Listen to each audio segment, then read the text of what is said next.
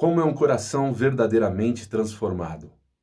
Olá, eu sou Dimas Júnior do Ministério Transformando Corações e eu quero compartilhar com você um pouco de como Deus me deu esse entendimento de como que é um coração verdadeiramente transformado à imagem e semelhança dele.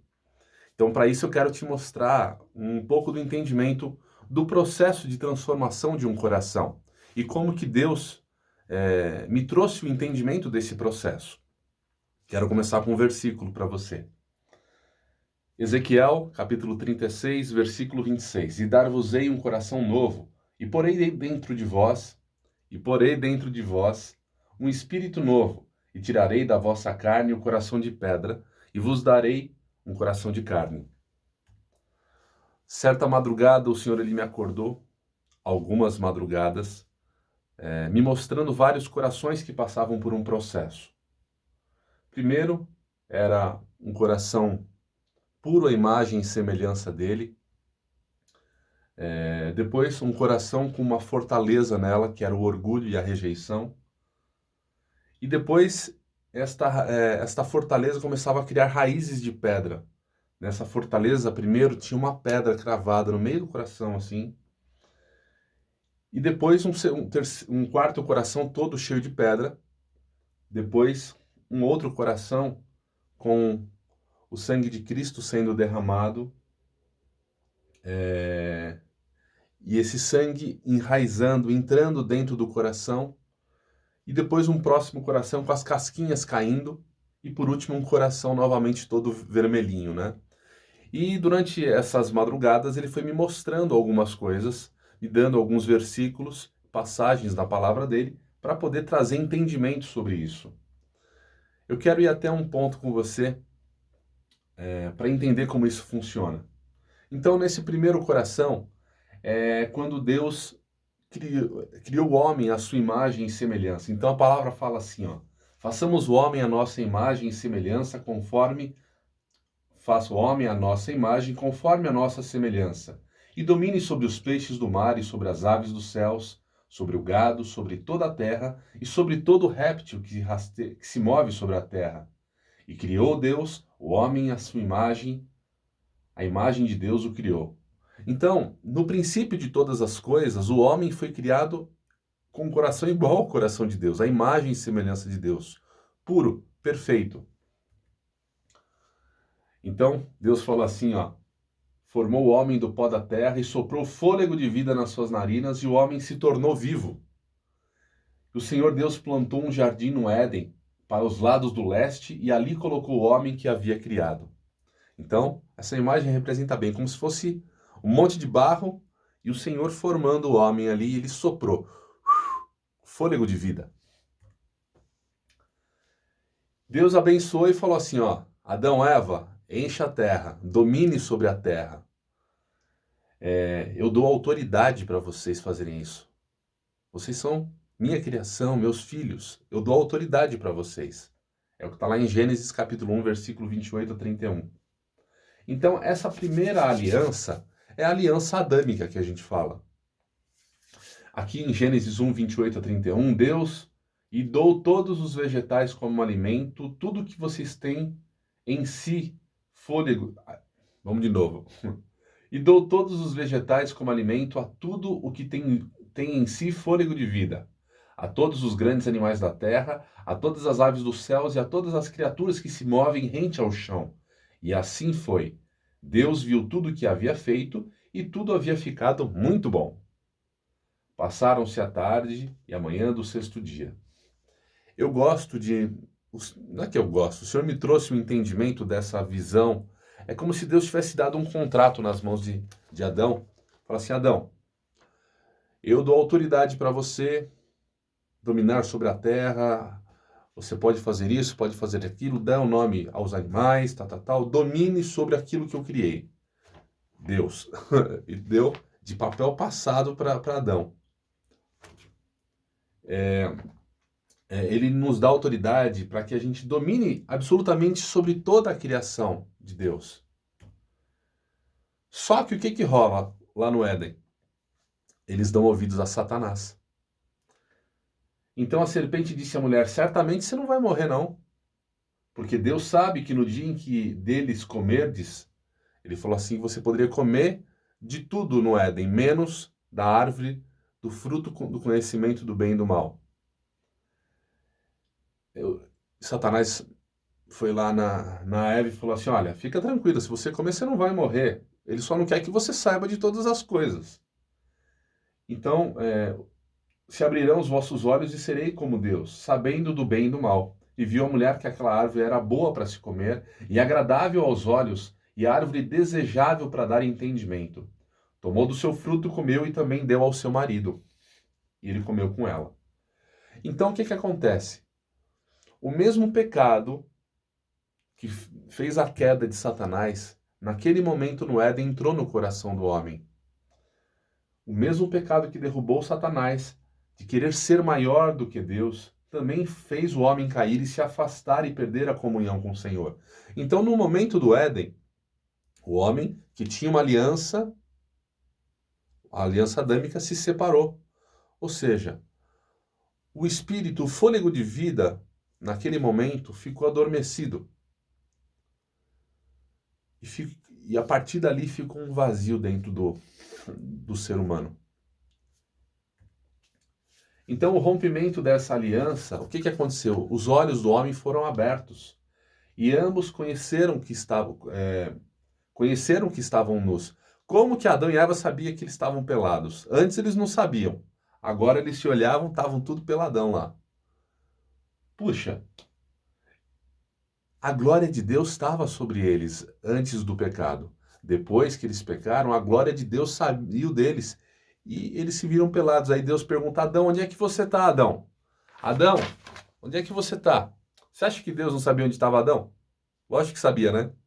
Adão, onde é que você está que você não está mais em mim? Olha que interessante.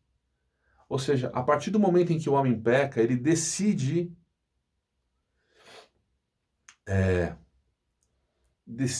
por si só dar ouvidos a Satanás. E nesse momento é rompida a comunhão. Ou seja, todos nós estamos vulneráveis. Estamos vulneráveis porque Adão pegou o contrato, entregou nas mãos de Satanás. E aí, naquele momento, o que acontece? Deus expulsa o homem do Éden, que é a consequência do nosso pecado, porque Adão decide com seu livre-arbítrio pecar, e ele não está mais em Deus, pois ele ouviu a voz de Satanás. Olha só o que fala Romanos 3:23. Porque todos pecaram e destituídos estão da glória de Deus. Porque o salário do pecado é a morte, mas o dom gratuito de Deus é a vida eterna, por Cristo Jesus. 1 Coríntios 15:21. Porque assim como a morte veio por um homem, também a ressurreição dos mortos veio por um homem. Então, o pecado ele traz como consequência a morte espiritual do homem.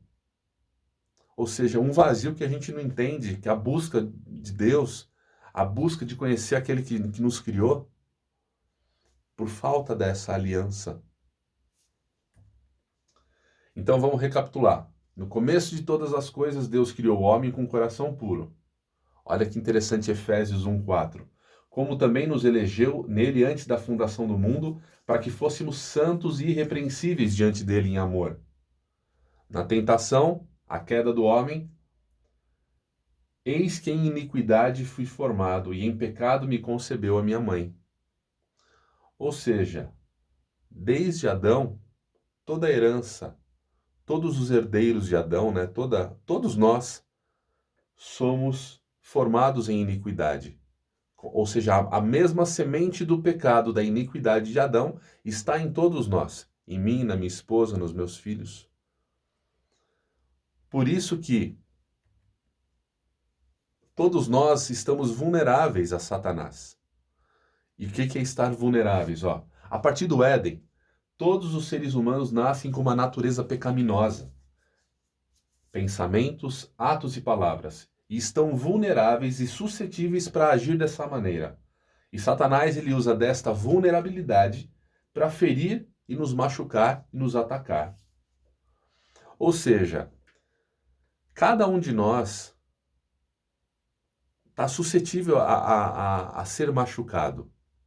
Está vulnerável a receber setas. E é esse entendimento que eu quero trazer para você hoje.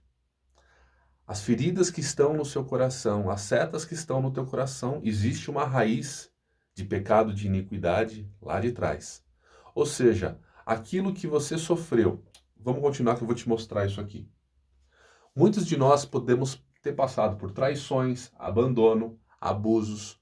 São essas vulnerabilidades. Essas são as situações que nos tornam vulneráveis e que Satanás usa para nos machucar. Para que a gente vá buscar a resposta e a solução dessas situações em outro lugar que não é Deus. Rejeição, contendas, brigas, inveja. Você já deve ter passado por situações assim, acusações, condenações, injustiça, dedo na tua cara, agressões físicas e verbais, abuso moral ou abuso sexual, palavras de injustiça. Lembra que eu falei que o nosso coração começa a enraizar essas cascas de pedra? Fomos chamados para ser canal de bênção. Porque do coração do homem procedem os maus pensamentos, mortes, adultério, prostituição, furtos, falsos testemunhos e blasfêmias. Imagina nosso coração cheio de ferida, cheio de mágoa, cheio de situações que a gente não quis que tivesse, mas está. Morte, palavras de condenação, rejeição, desde a infância. Salmo 139 fala que o Senhor nos conhecia ainda no nosso ventre. Que Ele nos planejou diante de todas as coisas. Ele viu os nossos ossos sendo entritecidos, formados, e Ele nos via numa forma ainda informe. O que é essa forma informe? Quando você pega o espermatozoide e o óvulo, e eles se juntam, ele forma um embrião. Eu entendo ali que isso seria o embrião, ou seja, já existe vida ali naquele embrião e Deus já nos conhece. Você não foi feito por acaso, o Senhor já te conhecia desde antes de você estar no ventre da sua mãe, Ele já tinha te desejado, te planejado. Certa vez eu vi uma matéria, um estudo de um japonês chamado Masaru Emoto, onde ele faz um estudo sobre a água. O que ele fez? Ele pegava a água e jogava sons para essa água. Eu vou usar dois termos, ou palavras de bênção ou palavras de maldição. Vou resumir o resumo do resumo aqui. E ele pegou, congelou essa água destilada, né, que era no caso o mais neutra possível, e pegou cristais de gelo, 1 ml, congelou e via como é que se formavam os cristais de gelo, dependendo de que tipo de som que você lançava. Então, você é uma água deliciosa, você mata a minha sede, você é pura, você é perfeita, é cheirosa. Aí ele olhou lá e cada cristal formava um cristal mais lindo que o outro. Aí ele fez a mesma experiência, colocando, entre aspas, palavras de maldição. Você não presta, você não mata a sede de ninguém, você é um lixo, você é fedorenta, você não sei o quê. Pegou a mesma molécula e foi observar os cristais que se formavam. Formava cada cristal um pior do que o outro. Depois que eu tive acesso a esse estudo, me veio como insight a lembrança de Salmo 139, aonde o Senhor nos conhecia na forma informe. Então eu imagino uma pessoa que tem uma relação sexual, por exemplo, e gera o fruto dali uma gravidez indesejada. O que acontece ali? Você não presta, você não se cuidou, você é isso, você é aquilo. Então, a própria pessoa que está recebendo essas informações, ou o embrião que está lá, essas deformações, eu tive um entendimento como sendo dessas casquinhas, desde o ventre. Ou seja, palavras que foram lançadas desde do ventre da nossa mãe, de não sermos desejados, de não sermos... Ou se queriam que nascesse menino e nasceu uma princesa, ou o contrário. Ou outras situações. Esse daqui é o entendimento de um coração endurecido. Como que é um coração endurecido? Se você sofreu uma agressão, foi machucado, a primeira coisa que você faz, cria um muro de proteção para você não se machucar mais. E esse muro de proteção faz com que você faça o quê? Você fique atrás desse muro para não se machucar, impede da dor te acessar novamente, Porém, ali você também rejeita o amor das pessoas e o amor de Deus. Então, eu vou só ler para você o processo. A gente é ferido por alguém, a gente imediatamente cria um muro de proteção para não sermos feridos, e devido ao medo da gente ser maltratados novamente, este muro, além de nos protegermos, impedimos o amor de Deus e das pessoas de chegarem até nós. Criamos expectativas com pessoas que não correspondem aos nossos sentimentos. Aquela ferida aberta começa a gerar um pus de amargura no nosso coração. Você já teve, eu feri ontem o meu dedo, Não sei se dá para você ver. Cortei meu dedo ontem. Na hora eu limpei tudo certinho. Só que se eu não cuidar e começar a futucar isso aqui, vai virar uma casquinha e embaixo dela vai virar pus. E esse pus vai inflamar. E se eu não cuidar, pode me prejudicar muito. Pode até me fazer perder um dedo. Ou, dependendo do tipo de infecção, pode levar até a morte. Um dedo cortado. Imagina um coração totalmente ferido e machucado, cheio de pus de amargura embaixo dele. Esse daqui é uma imagem que representa, só antes, deixa eu voltar aqui. A ferida aberta gera um pus de amargura que só infecciona, nos deixando duros, amargos, com traumas que achamos que nunca serão curados. E atrás desse muro, você atrás desse muro, o que acontece? Satanás vem com uma bandeja de situações para aliviar a tua dor, os pecados. Uma bandeja para você se servir para aliviar a tua dor. Só que a dor, ele é um placebo. Ele não vai causar, a dor não, só que o alívio dessa dor, essas situações são placebos para tirar a dor do que você está sentindo. E é aí que você acaba caindo em pornografia, acaba caindo em vícios, jogos, acaba caindo em drogas, glutonaria, workaholic, só trabalha para fugir da situação. Essa imagem, ela representa como que funciona o espírito de rejeição.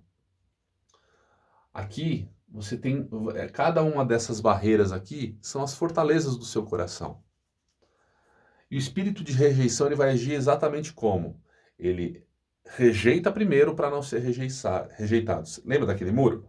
Rejeita primeiro para você não ser rejeitado. E é esse espírito de rejeição que ele age, para você rejeitar as pessoas e para você rejeitar a Deus. Então, aqui você tem, fechado no seu mundo de dor, alívio da dor, placebos ali. Depois você tem aqui, no meio dessa situação, nesse processo, rebeldia.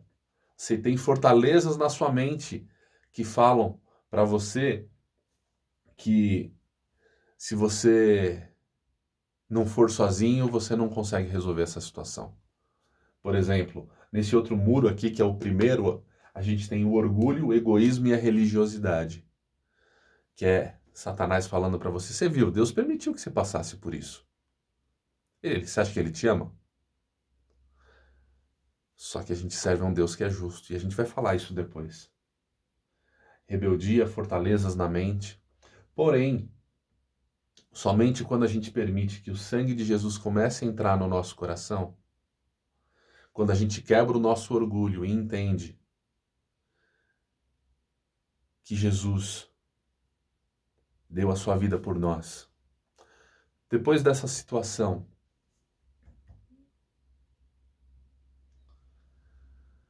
ninguém pode devolver aquilo que foi roubado de você, na sua infância, na sua juventude, a sua honra, uma rejeição de um pai, de uma mãe. Ninguém pode devolver isso para você. Porém, o que Satanás quer é que a gente fique preso, cativo nessa situação. Vou até ler outras, Ele quer ver a gente preso nessas situações de amargura, de medo, humilhação, de desonra, infeccionando ainda mais essa ferida que está aberta no teu coração. Porém, eu tenho uma boa nova para te dar. O plano de Deus, ele é perfeito. E ele enviou o seu Filho, que foi gerado sem pecado. A Eva não teve relação sexual com José. Ou seja, a semente do homem que estaria em José não estava em Eva, não estava em Maria. Deus colocou o embrião nela e gerou Jesus sem pecado. Ele foi gerado, nasceu sem pecado, viveu sem pecado. A palavra diz que ele sentiu as nossas dores, tudo que ele sofreu durante o flagelo dele, ele sentiu todas as nossas dores. Foi à cruz e ali ele foi condenado sem pecado nenhum. Naquele momento em que ele disse está consumado, aquilo que separava a gente de Deus, aquele véu que separava, foi rasgado por Jesus. Ele foi ao inferno e saiu de lá. Lembra que eu falei daquele contrato? Com o contrato na mão. E pegou de volta. Ele saiu com as chaves do inferno nas mãos. Por isso que todo aquele que crer em Jesus como Senhor e Salvador da vida dele, declarar com a sua boca em verdade no seu coração, ele será salvo. Então, ele saiu de lá com o contrato na mão. E levou sobre si todos os nossos pecados e os pecados daqueles que nos machucaram. A palavra de Deus fala que o perdão, ele não é um sentimento. O perdão é uma decisão, porque você discerne a obra de Cristo na cruz. Você discerne a morte de Jesus na cruz, o sangue dele derramado por você e por aquele que nos machucou. Então, eu quero te convidar hoje a você discernir essas coisas, olhar para o seu coração, identificar como é que ele está, o seu coração. Como é que está o seu coração? Está cheio de cascas? Não está cheio de cascas? Está limpinho? Está perfeito em todas as áreas? Muitas das situações de como você reage na sua vida, de como você está, é consequência das feridas do seu coração. Jesus está à disposição aqui para você decidir entregar na cruz tudo aquilo que tem amarrado sua vida, tudo aquilo que tem te prendido. Imagina uma conversa com Jesus, onde ele fala para você: conta, filho, o que está doendo no seu coração? Conta. Eu quero te ouvir, eu estou aqui para te ouvir. Você é especial para mim. Eu dei minha vida por você. Fala que você foi machucado pelo seu pai, pela sua mãe, você foi rejeitado, o seu chefe te julgou, apontou o dedo para você, fez uma mentira, um colega de trabalho fez uma injúria, uma mentira por você. Fala para ele quanto você está machucado, está ferido, como está doendo. Aí o Senhor ele vai falar o que para você. Mas eu quero que você olhe para a cruz. Eu vou te mostrar uma imagem. Você lembra do filme do Mel Gibson? Aquilo foi uma representação muito pequena de como foi todo o flagelo de Cristo. Mas serve para a gente relembrar. Olha o Mel Gibson aí. Pede licença para ele. Ele está ali nos bastidores. A crucificação foi muito maior do que isso. Mas pede licença para ele, senta do lado de Jesus e conta para ele, olhando e discernindo a cruz. Discernindo que o Senhor passou por você e por aqueles que te machucaram também. Porque a salvação é para todos. E aquele que nos machucou, por exemplo, se você teve um pai que foi muito agressivo, muito grosso com você, ou uma mãe que não foi presente, eles entregaram para você aquilo que eles receberam. Eles também são vítimas da mesma raiz de iniquidade. Então, eu quero que você olhe para isso e possa discernir. O Jesus vai falar para você: filho, filha, eu morri pelos seus pecados, eu já paguei o preço dos pecados. E pelos pecados daquele que te machucou também. Eu já paguei todo o preço. Por isso, libera perdão. Libera perdão para essa pessoa. Então, o que você tem que fazer? É liberar perdão. É decidir liberar para que as casquinhas do seu coração comecem a cair. Isso é um processo. É um processo. Tiago 5,16 fala assim: confessai as vossas culpas uns aos outros e orai uns pelos outros, para que sareis. A oração feita por um justo pode muito em seus efeitos. E quando a gente confessa os nossos pecados a Deus, Ele nos perdoa. Ele é fiel e justo para nos perdoar. O perdão ele é uma decisão, é o nosso livre-arbítrio de decidir. E eu quero que você discirna essas coisas. E quando você confessa também os seus pecados diante da cruz, o Senhor te perdoa. Ele lança no mar do esquecimento, é o que fala na palavra dele lá em Miqueias. Ele lança no mar do esquecimento. Ele é fiel e justo para perdoar. E quando você declara Jesus como Senhor e Salvador da sua vida, você deixa de ser servo e passa a ser filho. Você torna-se filho e tem direito à herança de Deus por Cristo. Olha que coisa linda.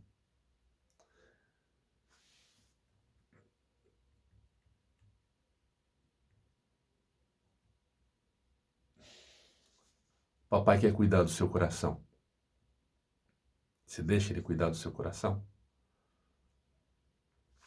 Ele quer tirar as casquinhas do seu coração. Então eu vou te fazer um convite, ó.